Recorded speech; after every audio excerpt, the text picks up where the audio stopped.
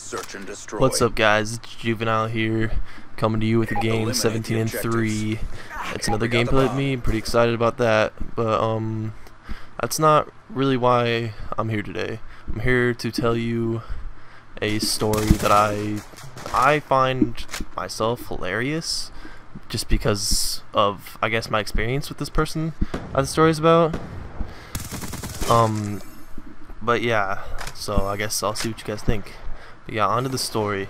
This was back in middle school, 8th grade, so last year for me. No, 8th grade, last year for me. So there's this kid that goes to our school that nobody really likes. His name, well, I'm not gonna put his name out on YouTube, but this certain kid nobody really liked because he was kind of a dick to everybody, and he thought he was really cool. So I was spending the night at my friend's house, and we decided we were gonna try to TP him. Get ready for the next And when we decided that, we thought, you know, maybe TPing isn't quite enough. So we decided to do just a little bit more than TP him. So we walked down to Circle K because it's the closest place that we knew that we could maybe find some toilet paper. They had some weird off-brand toilet paper. It was like 5 rolls. We realized 5 rolls wasn't very good, but what we were gonna do would maybe add a little emphasis to that. But so yeah, so we begin our long trek to Circle K, and then once we get to Circle K, we buy those, and we see that next to the toilet paper was tampons. So of course you're not gonna pass up something like that. I mean, who tampons somebody's yard, honestly? So stick that stuff into the ground, pop those out. He's got little stringy tampons in his yard and toilet paper in his trees. But we decided to go along with all these things he used in the bathroom. We should probably put this toilet paper to good use and poop on his doorstep. So that's what we did. But we didn't. What we did, we didn't poop directly on his doorstep. He lives right in front of a golf course. So we went over to the golf course, laid down some toilet paper in a hammock bed-like pattern. We did our business on this toilet paper, and we went and put it on his doorstep. And mine was just kind of sitting there, just chilling there, but my friend decided that he needed to take it to the next level and completely smear his all over their doorstep, and that was terrible. That was the terrible thing to do, and I feel awful about it now, thinking back on how awful that must have been to clean up for him. And I feel bad for his mother that he lives with, and his little brother that had to go and just smell the reekingness of our poo. And I can only imagine being this kid and having to go out and clean up somebody else's poop off of his doorstep. I mean, it was kind of messed up, but then again, this kid kind of had it coming for him. I mean, he was a dick, but I don't know. Maybe somebody else can tell me if this was justified. But I don't know. In my opinion, it was a little bit over the top.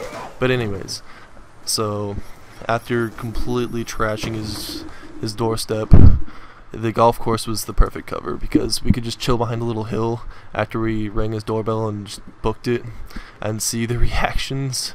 And so we rang the doorbell. We go out, and we realize after we rang the doorbell, his mother comes out, and we realized that I had lost my phone on the golf course, and it was face down. And so we tried calling it and everything. Of course, it's on vibrate because you know you can't have your phone on ring while you're doing this kind of shenanigans. You can't just give away your position that easily.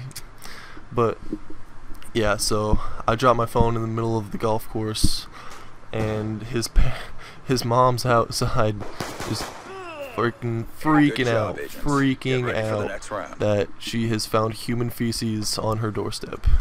So yeah, she's flipping out, and she's like yelling for people, threatening to call the cops for like vandalism or whatever.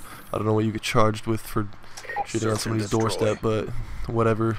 Just calling the cops and whatever. She's got the phone in her hand and everything. We're freaking out at this point because I'm not about to leave an iPhone just chilling in the freaking golf course. I'm going back for that. And so after maybe like 10 calls to the phone, I'm just trying to sneak around the golf course, around the hills and the little palm trees and stuff. I finally find my phone, just like the smallest little glare of light, and run and just dive on that thing, just book it out of there. So we're walking back to my friend's house, and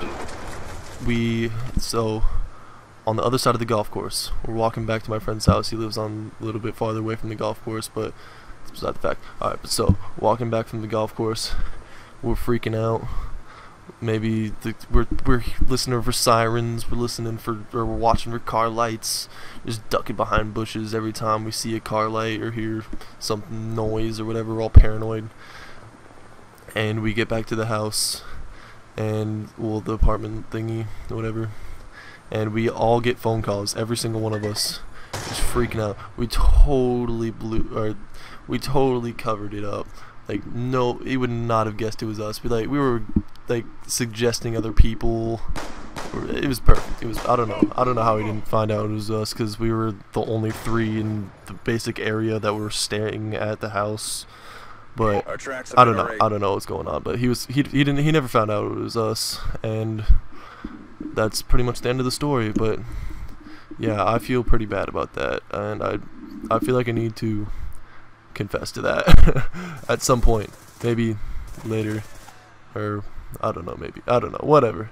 But yep, so that's the end of the story, guys. Thanks for listening to me talk this entire, I don't know, what is it, 7 minutes, something like that.